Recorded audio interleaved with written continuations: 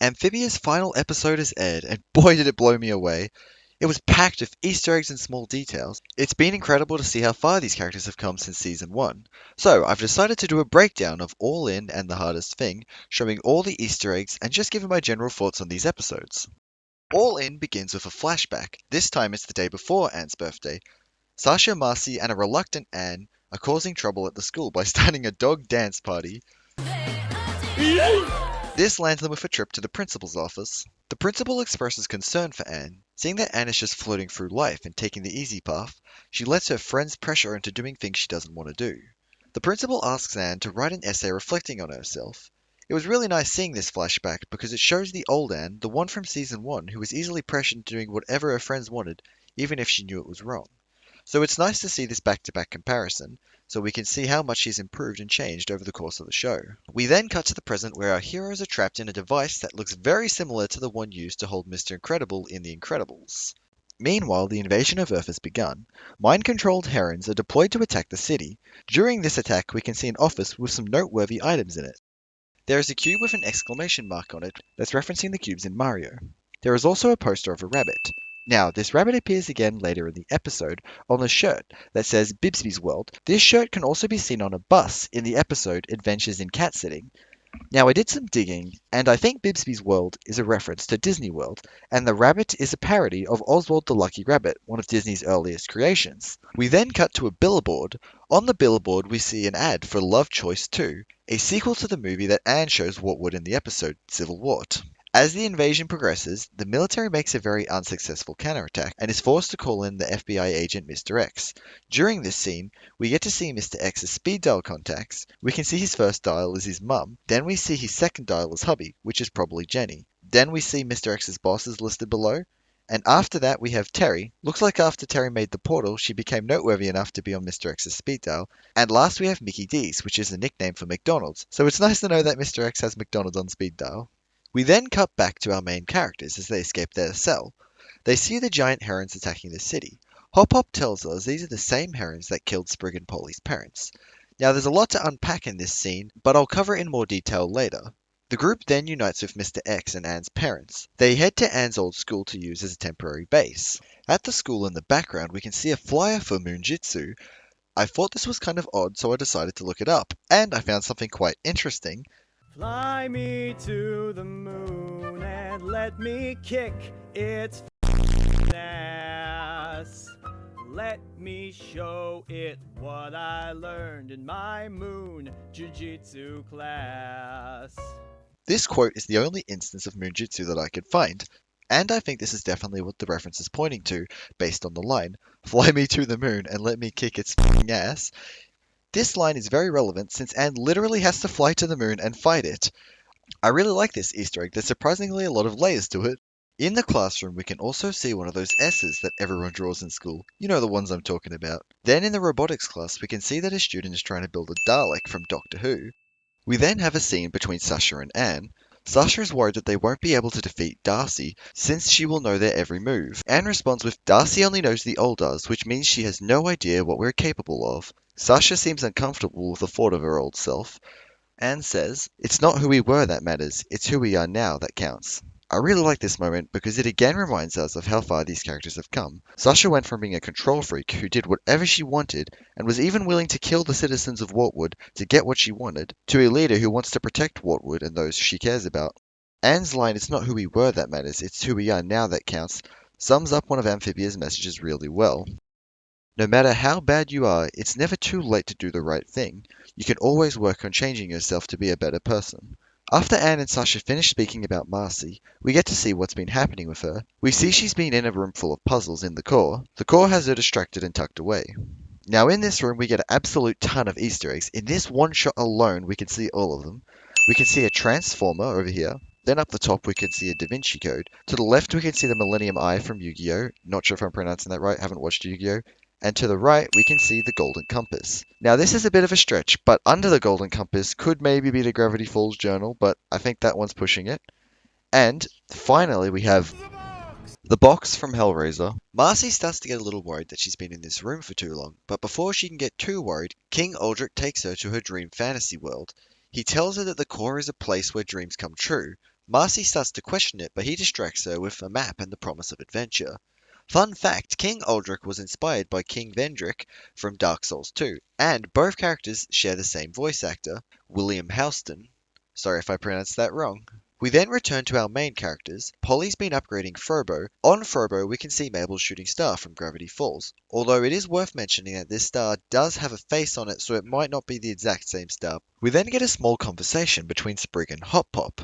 Man, this conversation hit hard. It really made me think about how close to the end we really are. Sprig's denial of Anne not being with him was just heartbreaking, knowing that he hasn't even really considered or accepted that she'll be going home to Earth. I love how Hop Pop lets him know that things are going to change, and when Sprig talks about how Anne will be a big part of his life, I love how Hop Pop lets Sprig know that things are going to change, and agrees with Sprig that Anne will always be a big part of his life, knowing that even if she isn't literally part of his life, she will still be important to him, making her a big part of his life. The invasion of Earth continues with the human forces barely being able to fight back against the Core's robots. We get to see Darcy using her gamer skills to guide the attack. Gamer moment. While she leads the attack, we can see lots of screens with the amphibian language on it. Along the top screen, the writing says "Power Overwhelming." Then over to the left, it says King's Robot. And below that, it says Kills and then 0. While Darcy is controlling her army, we see Andrias reminiscing about when he first met Marcy. In this flashback, we can see King Andrias reading a newspaper. On it, we can see a picture of Mayor Toadstool saying Frog Election looms. In this clip, Marcy has a cast on her leg. We can see the reason she has this in Marcy's theme song Takeover, where she first arrives in Utopia. She falls down a flight of stairs. Woke up in Utopia, where I fell down a flight of stairs. Broke my leg, but luckily the newts have free public healthcare.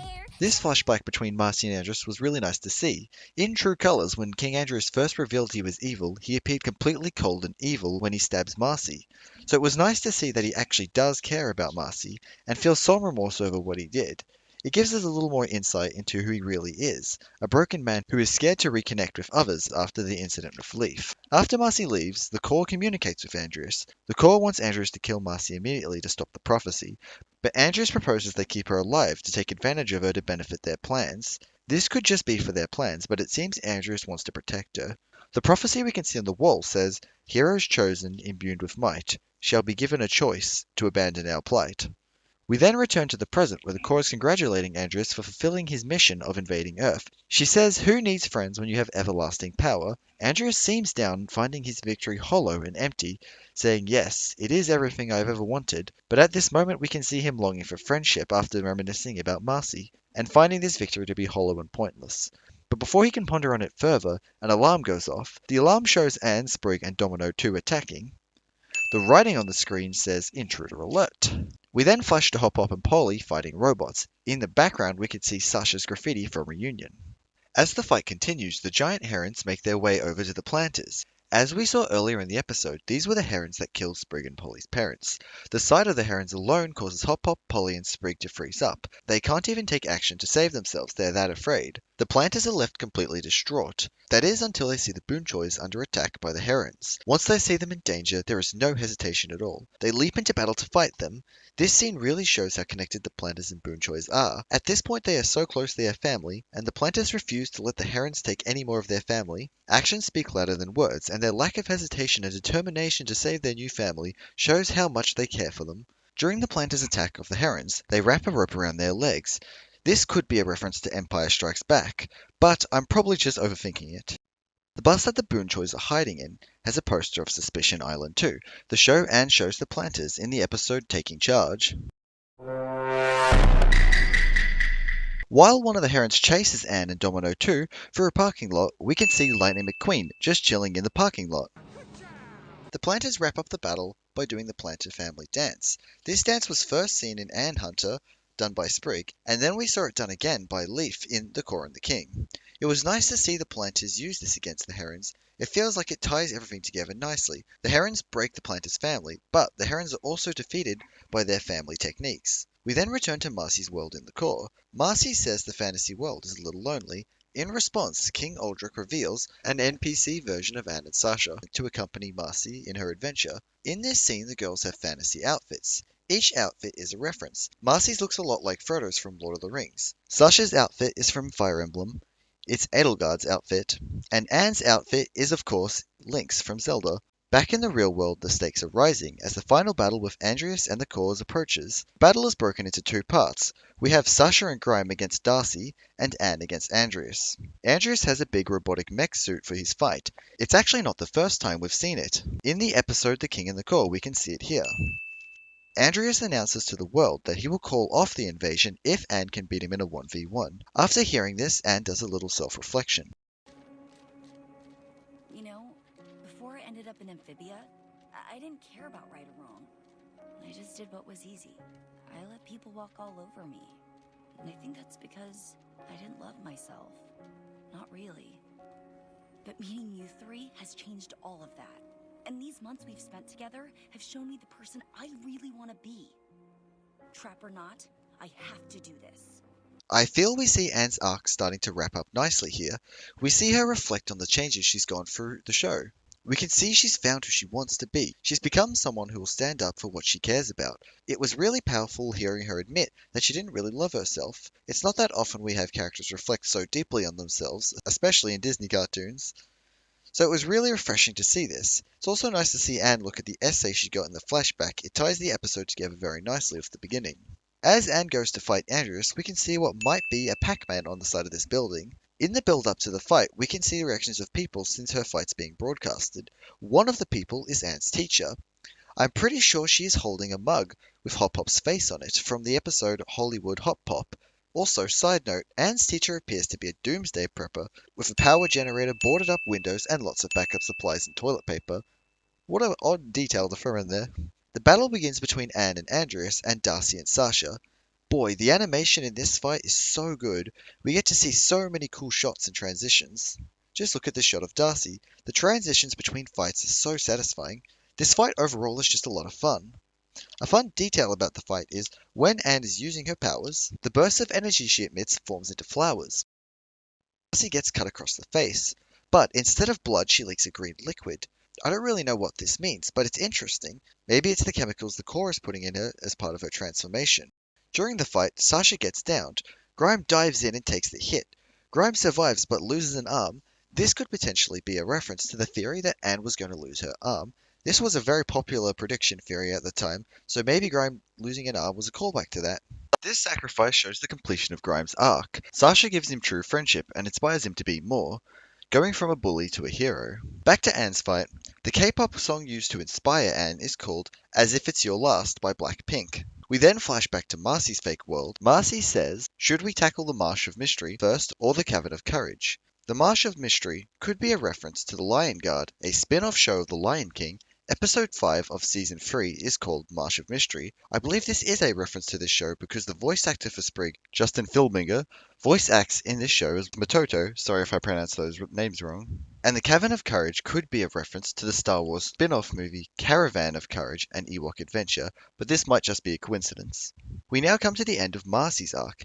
In a pretty sad moment, we see Marcy realize she is in a fantasy. She realizes that it's a fantasy because Sasha and Anne just want to do whatever she wants, and she knows that the real Sasha and Anne don't like the things she likes. It's quite sad that this is how she realizes it's a fantasy. It gives us quite a good look into their friendship. They must have been extremely dismissive of Marcy's interest if this is the part of the fantasy she can't accept. The fantasy world works as a nice parallel to Amphibia. Marcy uses Amphibia as a way to run from her problems and fears, but in this fantasy she finally learns to confront them and realizes she can't force her friends to do what she wants. Marcy rejects King Aldrich's fantasy world and accepts that she'll have to face reality. Back on Earth, the battle between Anne and Andrias rages on.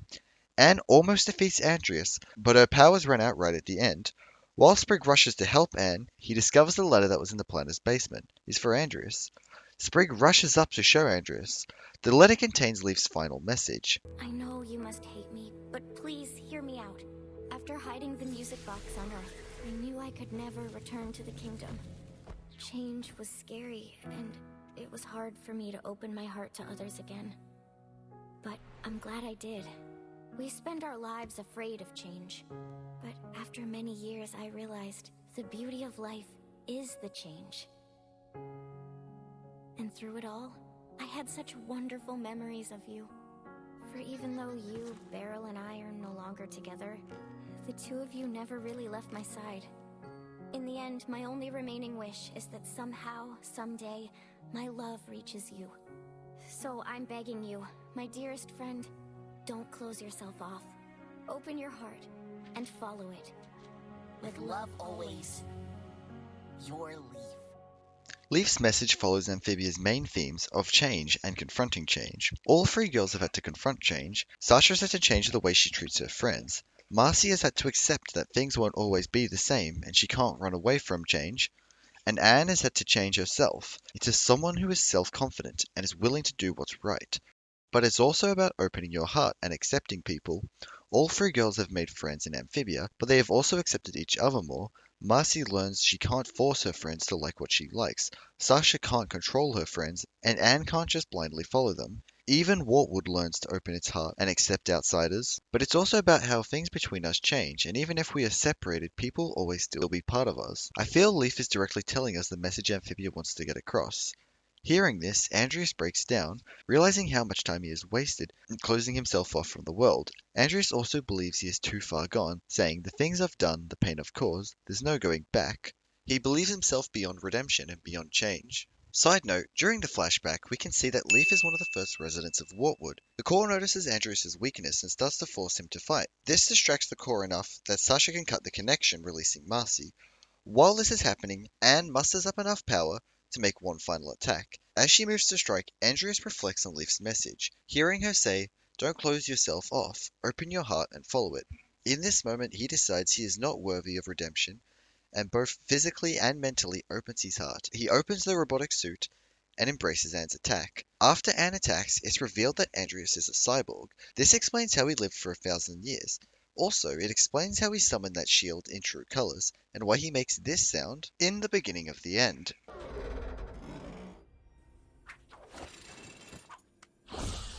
With the battle over, the girls finally get to unite, and we get a really heartwarming scene between them. I was afraid that if we weren't together, we wouldn't be friends anymore. I know it's hard, Marcy. But no matter how much we fight it or deny it, things change. We can't stop it. But nothing, not distance or time, can break the bond that we share.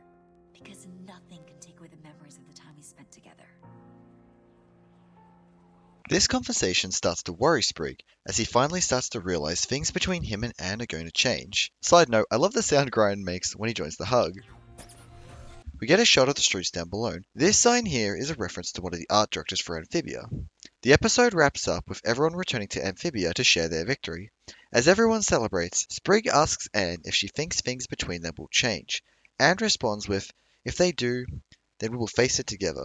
One of my favorite things about Amphibia has been Anne and Sprig's relationship. This clip was just warming us up though for what's to come in The Hardest Thing. The episode then ends on a cliffhanger. Sprig notices that the moon is getting closer.